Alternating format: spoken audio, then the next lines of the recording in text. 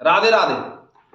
तो दोस्तों, रावण और दूत की बात चल रही है और दूत रावण के विचारों से बिल्कुल असंतुष्ट है। अब आगे दूत रावण को क्या सुझाव देता है, पहले हम चौपाइयों पर दृष्टि डालेंगे, उसके बाद इनका अर्थ समझने का प्रयास करेंगे। तो दूत कुछ इस तरह से कहता है रावण से। राम तेज बल बुद्धि विपुलाई, शेष सहत सत सकहि न गाई। सक सर एक सोस सत सागर, तब भ्रात पूछे नय नागर।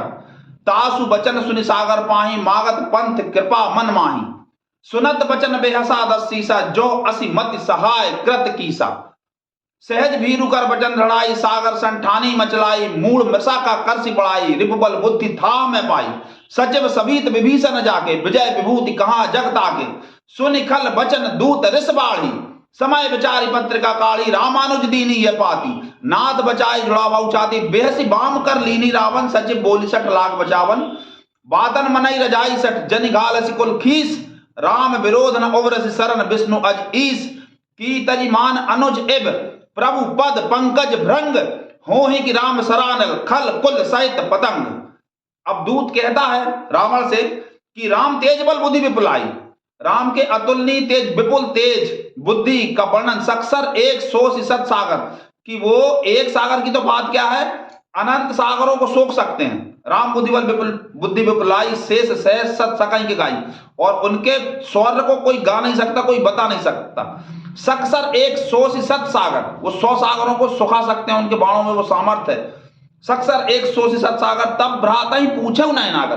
किंतु वो मर्यादा पुरुषोत्तम है, नीति का प्रतिपाल करने वाले हैं, इसलिए वो तुम्हारे भाई से उपाय पूछ रहे हैं। सक्सर एक सोच सत सागर, तब भ्राता ही पूछे नय नागर। मागत पंथ कृपा मन, उनके कहने से वो सागर से मार्ग मांग रहे हैं। इस पर रावण हंस के बोलता है, सुनत बचन बेहसा दसीसा, जो असि मति सहाय कृत कीसा।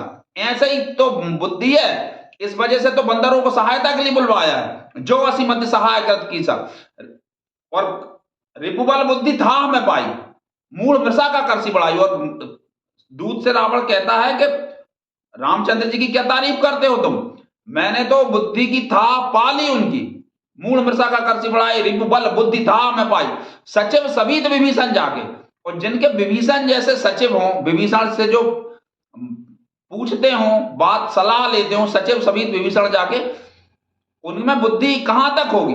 मूल मृषा का करसी बढ़ाई, रिपुबल बुद्धि था मैं पाई। सचिव सभी विभीषण जाके, विजय विभूति कहां जगता के, उनके भाग में विजय और विभूति नहीं है।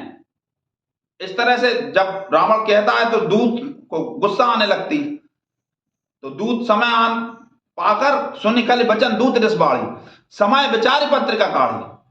बेहसी बाम कर लीनी रावण, सचिव बोली 60 लाख बचावन।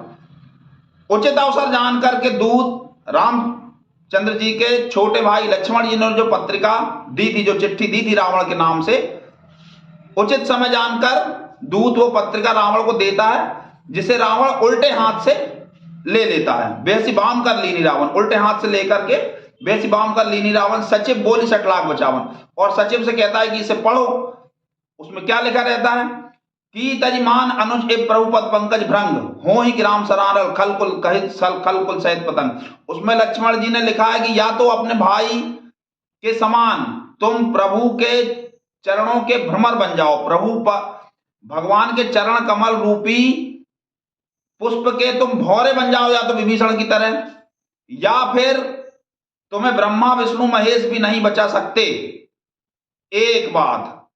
दूसरी बात यह है कि यह तुम्हारे ऊपर है कि या तो तुम उनकी बात मान करके उनकी शरण में जाओ, या फिर पूरे परिवार के साथ दावानल में, युद्ध के दावानल में, युद्ध रूपी प्रचंड अग्नि में जलने के लिए, भस्म होने के लिए तैयार हो जाओ। इस पद में दूत रावण को भगवान रामचंद्र जी के शौर्य को, भगवान रामचंद्र जी की करुणा को, भगवान रामचंद्र जी की शक्ति को समझाने का प्रयास कर रहा है। किंतु अभिमानी रावण उनके शौर्य को, उनकी उदारता को, उनकी कायरता समझ रहा है।